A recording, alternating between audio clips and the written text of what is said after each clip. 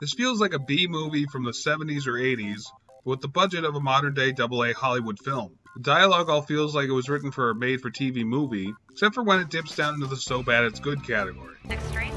3 Adam 6. I'm 3 blocks away and on it. Request backup. Yeah! Let's get ready to rumble! Though Shaq is by no means a good actor, you can at least tell he's putting his whole heart into it. Good cop friend of mine, just badly hurt by one of our weapons. But everyone else is just awful. Sometimes you don't get a choice about things. Shit happens. Oh, except for Judd Nelson, who, much like Uma Thurman in Batman and Robin, seems to be the only person who realized that this movie is total garbage, and so he overacts the hell out of his part to truly embrace the overall campiness of the film. Sound like a tin man on steroids. Never underestimate your enemy. And keep your gold out of sight. Eat the hot dog. Don't be one. Oh, and Richard Roundtree. That guy is great in everything he's in, and this is no exception. Well, I'll be dipped in shit and rolling breadcrumbs. Another problem is that this film has a very slow pace, and unless your name is Dirty Harry, a very slow pace in an action movie is not complimentary. Of course, I decided to do more than pound things. Well, I did the metal work. I especially like the shaft. It's like an on-foot chase scene through a slow-moving train yard, which is something that actually does happen in this movie. I want to say, though, this film is almost decent. Yes, I told you. But as I'm watching through it, every time I start thinking, oh, this is a good film, they do something else to show me why I'm wrong. There's stuff to enjoy in this film, but the real issue, ultimately, is that there's really only enough story for maybe a half hour of screen time, but stretched out to a feature-length film. Johnny, what exactly am I supposed to be doing here? The same thing you did in the Army. We make our own counter weapons to take out the ones in the streets. Something I like in this film, and is too clever for a film of such low caliber, but they set up that steel can turn into a high-powered magnet when he turns a red knob on his hammer gun. And then he tricks the bad guy into doing it later to get out of a jam. Don't turn the red switch. She'll get too hot for you. Really? We'll see about that. Well, you know I've got to push the envelope.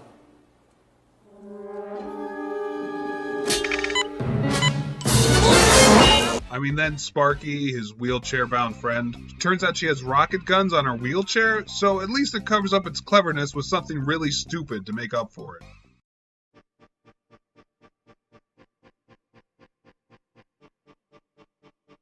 This movie is pretty bad. It should have started 45 minutes in. You could have cut out everything before that. Everything. I'm just gonna hurt you. Really, really bad. It's not great after that point, but it would have been a more interesting start. Also, I hate origin stories, and these aren't even that interesting. Spring break! I think my favorite part of the whole movie was the ending credits sequence.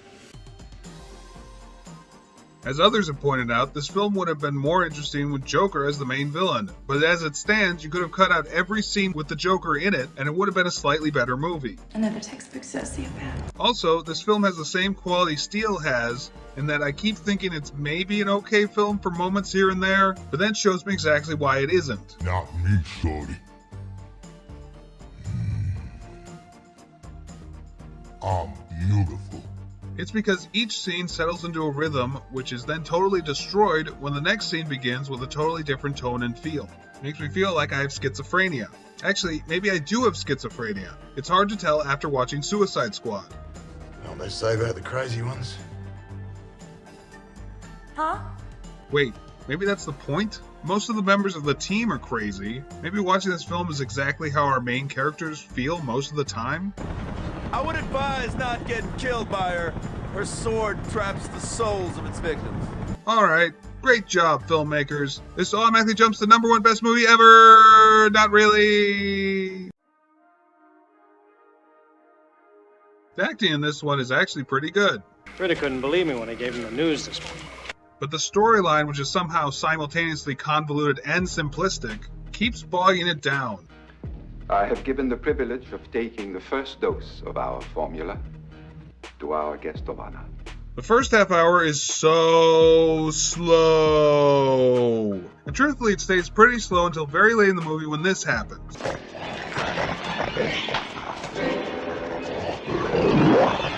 It becomes a big monster mash fight. When that happens, this film embraces how campy and terrible it is. But until that happens, this movie is trying to be far more serious than it deserves to be, considering the hero is some sort of plant man. Also, for every scene that's even slightly fun, there's at least 2 scenes of overly convoluted exposition that bogs the movie down and really brings an already slow pace to a screeching halt. Though this movie is almost worth it for the last 15 or 20 minutes when things really get crazy in the I belong in a mental institution kind of way. But it's a very long way to get there. You know, there's actually a lot to like about this movie. Too much of a good thing here. The graphics are pretty good for the 80s. Probably has the slickest looking flying scenes out of any of the early Superman movies. The acting is mostly pretty good too, as long as you don't mind some Adam West levels of campiness. Nigel, how long have we been together? Ooh, months, darling. And why does it seem like years? The thing that keeps this from being any good, though, is the storyline is a complete tonal mess. It's like 3 separate movies all crashed into each other. Your suffering will be short. Mine, forever.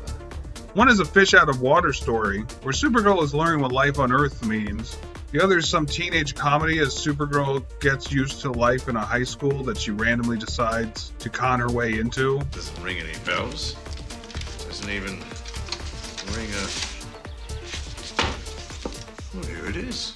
The last with the villains is a campy horror film from the 40s, and truthfully these sections I actually enjoyed quite a bit. It takes itself less seriously than most of the rest of the film, and this is a plus for schlock like this. Dude, she flies. Can you get that through your thick skull and into your tiny brain, Bianca? The girl can fly.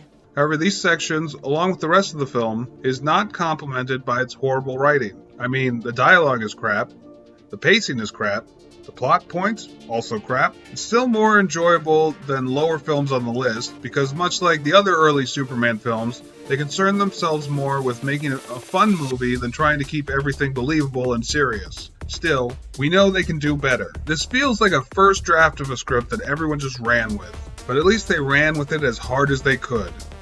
I see cult appeal to this film, but if you're a fan of the Supergirl character, you might want to stick with the CW series.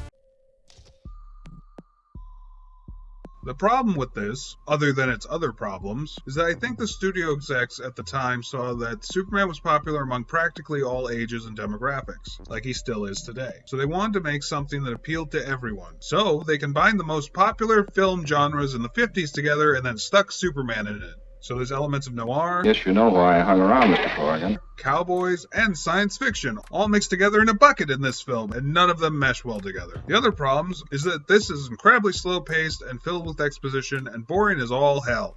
You're the newspaper man. That's right, I'm Clark Kent from the Metropolis Daily Planet. Though Clark is in it a lot, Superman is hardly present and barely does anything when he is. He basically dresses as Superman to argue with people. The only reason it's this far up is because of the messages about not being racist that shows that even in the incredibly racist 1950s, Superman was still fighting for the little guy. Literally in this case. It's well acted for 50s TV, and the plot isn't terrible, though it's very slow.